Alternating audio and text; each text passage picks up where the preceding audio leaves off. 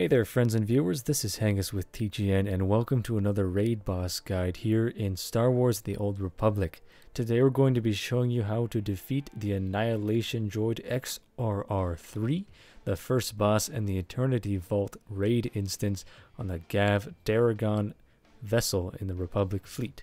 So this boss begins with the breach of the entrance to the Eternity Vault, which triggers a scripted event where there are two turrets that will begin targeting your entire raid group. You can crowd control one of the targets.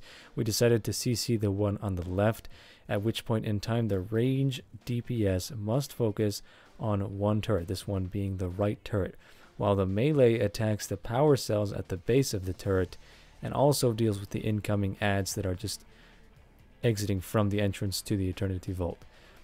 So that's quite simple. It's not part of the boss encounter. It's just a little something you have to deal with before the boss actually comes out. Just make sure you CC one of the turrets because they do deal very significant damage to your tanks. If you do handle that quite well, then you should have no problem healing your tank through just one of the turrets. The off tank or the main tank, whichever you prefer, should be picking up the adds that come out of the gate. Whichever one has the most AoE threat would be preferable. So once the boss comes out, this is the Annihilation Droid himself. You need to assemble your raid group next to one of the pillars from the fallen turrets. We chose to assemble next to the right one. The reason for this will be made evident in a little bit. So when you pull the boss, the main tank needs to face him towards the wall, the gate behind ideally, and everybody else needs to be behind the boss. The reason for this is because he has a frontal cleave which deals a lot of damage. The off tank needs to be with the melee DPS as well behind the boss. The boss will occasionally trigger an ability called Overwhelming Sweep, which is a frontal cleave that knocks the main target way back. It does a significant amount of damage to you. At this point in time, he will change targets to whoever has the next amount of threat, I believe. So it is imperative that the off tank moves into position where the main tank was standing previously and begins to tank the boss facing away from the rest of the raid so that people don't get cleaved down. The transition in this footage is not very smooth because this is our first time attempting the boss in the 8-man version. He also has a couple other abilities that he does. First of them being important, which is called Missile Barrage. Now this is the reason that the range is DPSing right next to the pillar, because this ability can be line of sighted. That means you don't take any damage when the boss can't see you. He'll trigger this Missile Barrage when he's stunned on the ground, at which point everybody needs to move behind the pillar. The melee included. The main tank can stay in if he needs to, just to deal a little bit extra damage and also helps with transition afterward, but that's not entirely necessary. Everybody needs to be LOSing behind the pillar. Healers need to be using their AoE heals, any shields they have. If you're a geared range DPS, or you know how to kind of LOS in between each wave of missiles, try to DPS during this phase to get in some extra damage because there is an range timer at the end of this boss. So after that phase ends, simply charge right back in and start DPSing the boss with the previous orientation. He also has a very important ability that people aren't really aware of, and that is Missile Strike. It's a pretty complex ability. Well, not all too complex, but it's kind of hard to tell when he's targeting you.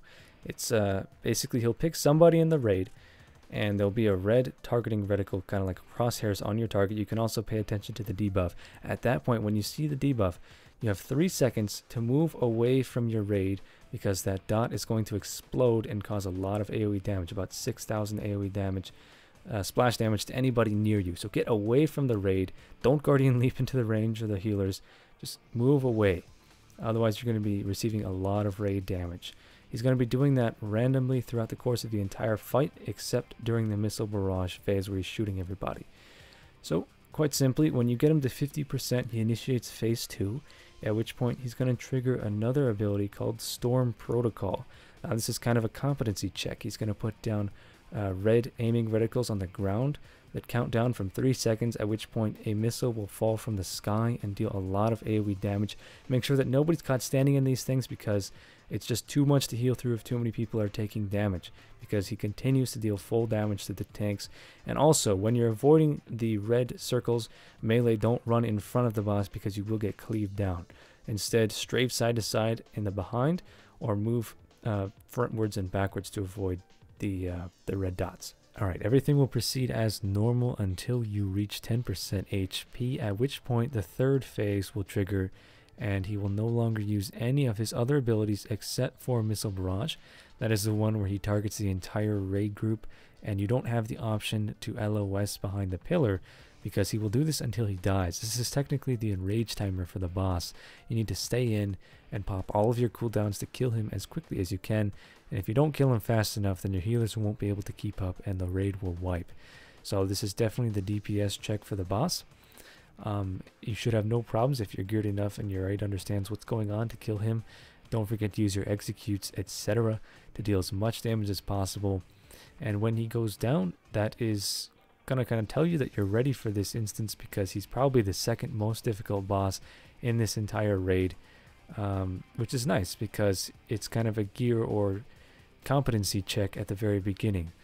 So I hope you guys enjoyed this guide. It's been a very short, simple explanation of how to beat the Annihilation Droid in the Eternity Vault 8-man version. Let me know how I can improve these in the comments below, and of course subscribe to TGN to get all the rundowns for the raid bosses in SWTOR for all the content patches to come. This has been Hengest with TGN. See you next time. Bye bye.